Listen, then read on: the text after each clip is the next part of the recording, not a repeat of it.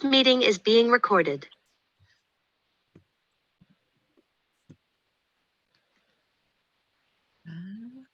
Okay, let me get this started. Okay, are we recording? Yes. Okay, I am Micah Chappell and I'm with my team. We have Laura, Angie, and Wesley here, and we are here to present to our board the 6th grade math data for Eastgate ELA. And we also want to present our corrective action plan with that. You can hit the next slide for me. First, we want to just kind of go over our scores and why we want a corrective action plan. If you look on the blue side, it shows what the score ranges are according to DESE. And we have data from 568 students. And if you look, the majority of our kids are in the below basic and basic range, 38% of them being below basic. Next.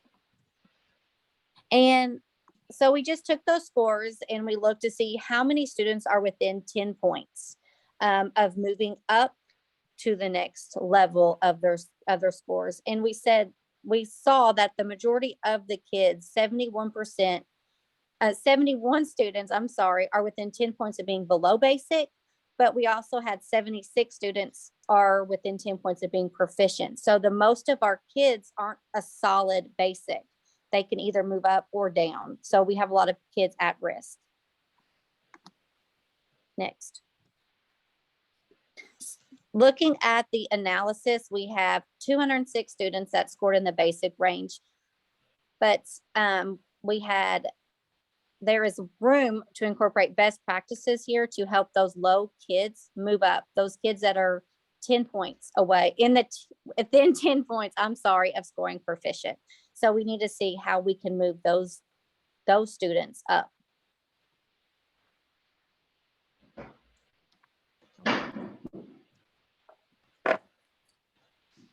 All right, and this is Angie, and I'm going to move into taking a look at our analysis of the practices that we have in place currently at Eastgate 6th grade center for our math team. Overall, some of the successes that we share in the building are that the teachers have common formative assessments as well as common summative assessments. We also use pacing charts that are given in our instructional alignment guide and our units of study. Our math subject area lead teacher does an excellent job of creating a calendar with the standards and topics that will be covered and breaks that down into number of topics and standards and per day. And we also spend some of our planning meetings unwrapping the standards, looking at priority standards, and then also unwrapping those standards and taking a look at the item specifications required by DESE. The one area that is our biggest area of focus for us to address these areas of weakness are actually looking at our common formative assessments and unit assessments to figure out our low performing standards and then creating some standard-based strategies to improve those low performing standards. Next. Overall, in considering those best practices and the scores that we are seeing at this school, our math department is in the learning category. So we do understand some best practices. However, students are currently performing in a low area. And so what we need to do is to drive our instruction, use that data so we can have better significant growth and higher levels of achievement. Next. Our first steps that we would want to recommend to the board to improve our scores is look at revising the curriculum, and some ways that we think that we can do that is by developing an action team where we will assign specific roles, include some additional data tracking, as well as analyze what we're doing currently and see if we need to make some adjustments. Thirdly, we would like to also schedule some added work time in in working with our team members, our math team members, and then also making sure those meetings have outlined agendas. The fourth thing that we would like to incorporate are really diving into our programs and evaluating and making some revision in some of those programs and possibly adding in some new resources. And the fifth thing that we feel like could happen is revising the curriculum based on data from our students and as well as feedback from our action team. Next. So this is Laura, and I'm going to go a bit into a few of the recommendations. The developing an action team we have first because we really need to get all of our stakeholders involved. And this includes not just the teachers from the grade levels that the scores are low, but the ones in math below and above, admin, add some curriculum facilitators so that it's not just one trying to handle a full load of the different grade levels, and also includes stakeholders such as counselors that might give us an insight to outside school situations or things that might affect the scores, and have that student and parent representatives through feedback of some kind. The team would be broken down into groupings to analyze different concepts and ask questions about the current assessments and those benchmarks that are in place. One thing we did notice in looking at those is that the benchmarks tend to just assess those standards that are being taught at that moment and don't do reoccurring assessment of the standards. And we believe if we did that, we could show growth. We also want to analyze the current inputs and outputs, as was said before, where we would look at the programs we have in place, the actions we have in place, and decide which are successful and which aren't leading to that success. And then this team would help us to lead and initiate the curriculum revision after all this information is taken. We also would like to have some additional data tracking. Benchmarks are currently taken. However, some of the information taken from those do not always give us the results based on standards, which would be easier. So a suggestion is possibly to look for a better program tied to those standards, especially since testing has changed a bit in the last few years. We would also like more student data tracked from previous years to see if it's just the 6th grade math that's more difficult, or if there is a trend. And then adding that student and parent surveys that would be created by the action team would help us track those perceived concerns that they may have, evaluate what they believe about our current math interventions, and then also have a possibility of identifying non-school related issues that may be affecting learning. But through all of those tracking, we would have to make sure that we kept the data confidential. The third, which is one of the most important, is allowing more scheduled work time for this team, and not just the action team, but vertical teams and collaborative teams. Teams do meet, but often it's not 5th through 6th, 7th, and 8th. And if they do, it's not as often as quarterly, which we believe if we did that would really aid in discussing the current data, where students are excelling, where they're below, and prepare certain standards to be even possibly retaught the next year or built into lessons. Also, we found that there is some summer work time for curriculum. However, the agenda is not always about analyzing data. It's mainly about planning for the next year. Work days added to the school year would be great, but that would also be something we're presenting to you to allow into our sub budget so that the change is live and authentic. And then finally, having some monthly data meetings instead of just having those data meetings in the summer would be great.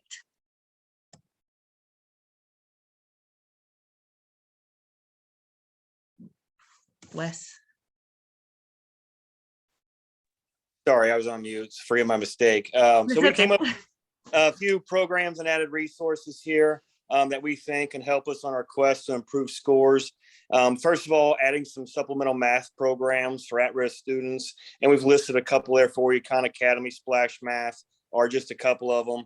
Our goal here is to try to give our students access 24/7, maybe get parents involved and do some things, on their own time outside of school to kind of become a little bit more vested and possibly, help us out outside of our building. Then we wanted to look at send some Google Forms to parents to get feedback on the current support systems we have in place. And then we also want to reevaluate our students quarterly within those support systems. Currently we're kind of, evaluating, but maybe we can move those around, regroup, and help our kids be more successful. iReady is currently being used, but we've kind of decided that groupings need to be reanalyzed by the action team that we're establishing to make sure we're efficient and successful in helping our students. And then finally, the program or resource we feel like is important is professional development, maybe collaborating with other schools that are successful and not only math at our grade level, but other grade levels, and maybe see what they're doing. Possibly bringing in a guest speaker to see or help us engage our students in math and making math exciting and fun for them to help them be successful. And then another and final option was to attend yearly math conferences with all levels. That's going to be a challenge, but it's something that maybe we can do as a team here to get all of our staff members invested in our success. Next. We went through some curriculum revision plans as far as ideas and things that we think we can do with our curriculum. And it starts with the action team that we've already discussed. We'd like to share kind of what we put together in the plan with administration and our school board, which we are, in the process of doing. We want to create curriculum teams with leaders from our action team, set curriculum work dates and agendas. I think that's very important that we're intentional with those. We don't just, say this is a work day or here's our agenda. We need to stick to those. We want to provide resources from these new programs that we've listed. We've got a lot of good ideas, and I think if we get buy-in, we can be successful. And then create instruction that ensures all of those following things. Make sure students are learning through a variety of means, being self-directed in their learning, having flexible schedules so they can meet learning goals and the individual's goals, personalized learning, small group instruction. These are all things that, good educators know help kids. And so we just want to kind of reinforce those things inside our classrooms. And then the final thing here within curriculum is create assessments that are based on direct instruction and allow for reteaching to take place. If we're going to frequently assess our students, we want to have data, and then we want to be able to reteach, redirect, and make sure we can continue to test these students to get that progress. Next.